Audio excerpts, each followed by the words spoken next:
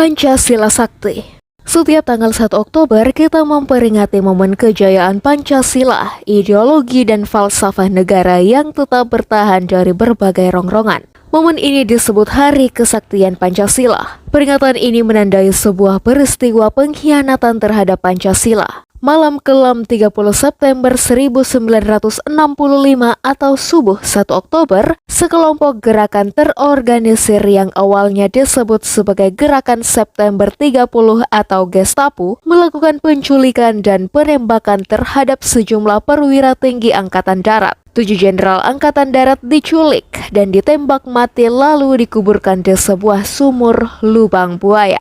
Gerakan ini didalangi oleh Partai Komunis Indonesia sehingga gerakan mereka oleh sejarawan disebut sebagai Gerakan 30 September Partai Komunis Indonesia atau G30 SPKI. Sejatinya, gerakan pada September itu sedang merongrong Pancasila, ideologi dan falsafah negara yang disusun oleh sejumlah tokoh nasionalis dan religius. Lalu disempurnakan oleh Insinyur Soekarno sang proklamator Republik Indonesia. Peringatan Hari Kesaktian Pancasila sesungguhnya dapat dimaknai sebagai peringatan terhadap siapa saja yang mencoba merongrong Pancasila, menolak Pancasila dan bahkan menganggap Pancasila sebagai tagut. Peringatan ini juga sekaligus menunjukkan kepada dunia bahwa Pancasila tetap bertahan hingga saat ini di tengah perubahan dunia dan berbagai tantangan dalam negeri. Dari sinilah kita dapat memahami bahwa Pancasila mampu bertahan dalam waktu yang cukup lama dari berbagai ancaman baik dari luar maupun dalam negeri. Mengutip Retia Kartika Dewi dalam Kompas.com 1 Oktober 2024 bahwa alasan penyebutan Hari Kesaktian Pancasila tersebut memiliki makna penting. Antara lain Pancasila adalah dasar negara yang tidak boleh diubah oleh siapapun. Hari Kesaktian Pancasila pada tanggal 1 Oktober diperingati karena ideologi Pancasila kembali dikuatkan oleh pemerintah pasca peristiwa G30 SPKI. Peringatan Hari Kesaktian Pancasila dapat dijadikan momentum untuk menumbuhkan rasa nasionalisme dan patriotisme yang cenderung mulai luntur. Hal senada dikemukakan Tatos Ridwan dari pikiranrakyat.com 1 Oktober 2024. Kesaktian Pancasila memiliki makna bahwa ideologi Pancasila mampu bertahan menghadapi berbagai ancaman baik dari luar maupun dalam negeri. Peristiwa G30 SPKI menjadi bukti nyata bahwa upaya mengganti ideologi negara dapat dikalahkan oleh Pancasila yang tetap berdiri kokoh. Dalam konteks ini, kesaktian mengandung arti bahwa Pancasila adalah ideologi yang kuat dan mampu menjadi pemersatu bangsa Indonesia di tengah berbagai tantangan. Ruh Pancasila.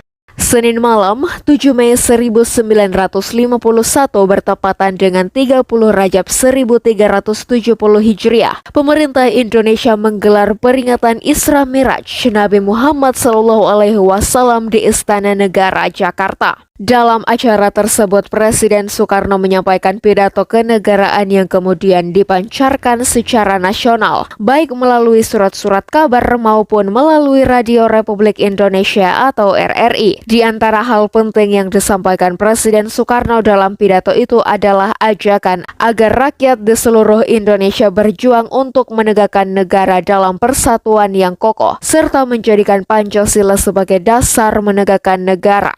Ajakan Bung Karno didasari oleh parsialitas di dalam memperjuangkan tegaknya Pancasila. Menurut Bung Karno, masih ada golongan di negara Indonesia yang berjuang membela negara tidak berdasarkan pada Pancasila secara utuh. Ada yang berjuang hanya berdasarkan pada sila keadilan sosial bagi seluruh rakyat Indonesia saja, dan ada juga yang berjuang hanya berdasarkan kepada sila ketuhanan yang Maha Esa saja. Presiden Soekarno menyimpulkan bahwa rukun Pancasila serupa juga dengan rukun Islam, yang tidak boleh dikerjakan salah satunya saja. Oleh karena sebab itulah yang kemudian mendorong Presiden Soekarno untuk menyerukan agar seluruh rakyat Indonesia berjuang dengan kembali berpedoman pada Pancasila secara utuh. Pidato Bung Karno itu tentu saja menggegerkan sejumlah kalangan. Ada dugaan Bung Karno sedang menyindir salah satu partai Islam waktu itu, Masyumi. Ada banyak banyak umat Islam yang emosional dan marah atas pidato itu. Buya Hamka merupakan salah satu tokoh yang merespon secara bijak pidato itu. Buya Hamka mengambil kesimpulan bahwa yang dimaksud oleh Presiden Soekarno mengenai golongan yang berjuang hanya bersandar pada sila ketuhanan yang Maha Esa saja itu bukanlah orang-orang masyumi. Dengan kata lain, ulama kelahiran ranah Minangkabau itu menyatakan bahwa yang dimaksud oleh Presiden Soekarno dalam pidatonya itu bukan kaum penggerak Islam dan bukan pula pemimpin-pemimpin Islam. Buya juga mengatakan jika yang kaum penggerak Kristen pun juga tidak. Lalu Buya Hamka menjelaskan bahwa Presiden Soekarno adalah seorang pemimpin yang sudah mengetahui secara pasti dasar-dasar ideologi dan filsafat dari Pancasila. Hal itu karena di dalam perpustakaannya Soekarno memiliki banyak sekali buku yang membahas tentang Islam. Berikut mengupas filsafatnya. Pemahaman Soekarno yang dalam mengenai Islam tentu tidak akan membuat menuduh umat Islam, khususnya para pemimpin Islam, sebagai golongan yang hanya berjuang dengan bersandar pada satu sila saja, yaitu ketuhanan yang Maha Esa.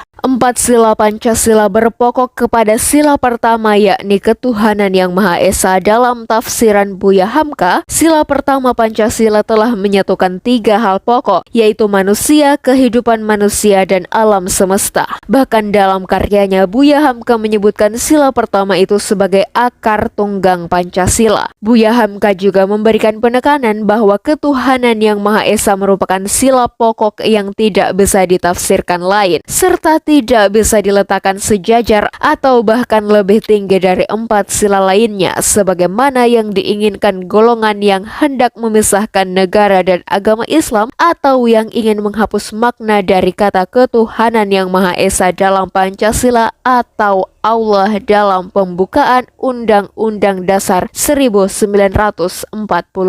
Banyak tafsir atau pemaknaan terhadap 5 sila Pancasila itu. Pada prinsipnya, kelima sila Pancasila itu tidak dapat dipisah-pisahkan. Bahkan ruh Pancasila itu ada pada sila pertama. Maka tidak mengherankan Nahdlatul Ulama, salah satu organisasi keagamaan terbesar di negeri ini, belakangan menerima Pancasila sebagai asas tunggal. Penerimaan Pancasila sebagai asas tunggal ini bahkan dideklarasikan pada Musyawarah Nasional Alim Ulama tahun 1983 di Pondok Pesantren Salafiyah Syafi'iyah Sukarejo, Asam Bagus, Situbondo, Jawa Timur. Tepatnya pada 16 Rabiul Awal 1404 Hijriah atau bertepatan dengan 21 Desember 1983. Kiai Haji Abdul Muhid Muzadi menjelaskan bahwa setidaknya ada 3 alasan Pancasila dapat diterima oleh Nahdlatul Ulama sebagai asas tunggal. Hal ini termaktub dalam bukunya yang berjudul Nahdlatul Ulama dalam Perspektif Sejarah dan Ajaran, Refleksi 65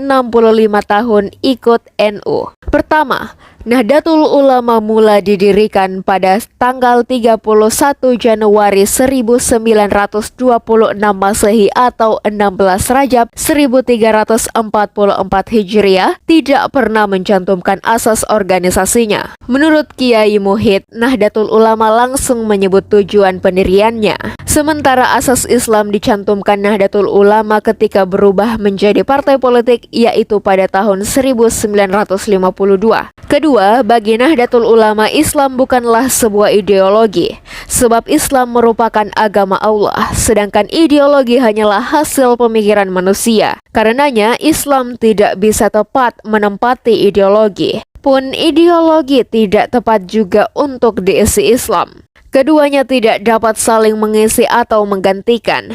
Ketiga, asas organisasi tidak harus agamanya, melainkan boleh atas beragam hal tertentu seperti kerakyatan, kekeluargaan, keadilan, ataupun lainnya. Penerimaan Pancasila sebagai asas tunggal merupakan ajakan Presiden Soeharto kala itu. Menurut Kiai Ahmad Siddiq, Nahdlatul Ulama menanggap ajakan yang sungguh-sungguh dari pemerintah dengan pertimbangan A. Bahwa pemerintah dengan ajakannya itu tidak berarti mengajak Nahdlatul Ulama menerima asas tunggal Pancasila dengan sekaligus mengesampingkan Islam. B.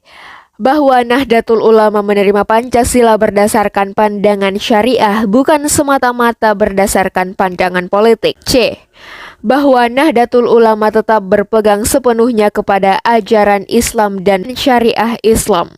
Walhasil, kesaktian Pancasila dan penerimaan Pancasila baik sebagai ideologi maupun asas tunggal dalam kehidupan dan organisasi tidak sekadar menyahuti ajakan pemerintah semata, tapi didasarkan atas pertimbangan kemaslahan dan pemahaman agama. Bahwa kelima sila Pancasila itu sejatinya merupakan bagian dari prinsip dan pengamalan ajaran agama Islam. Ruh agama Islam sejatinya telah termaktub pada sila pertama Pancasila. Konsekuensinya kita menerima Pancasila tidak mempertentangkannya dengan ajaran agama. Dan paling penting bagaimana ideologi pemersatu ini telah mempertahankan kesaktiannya. Wallahu alam bishawab.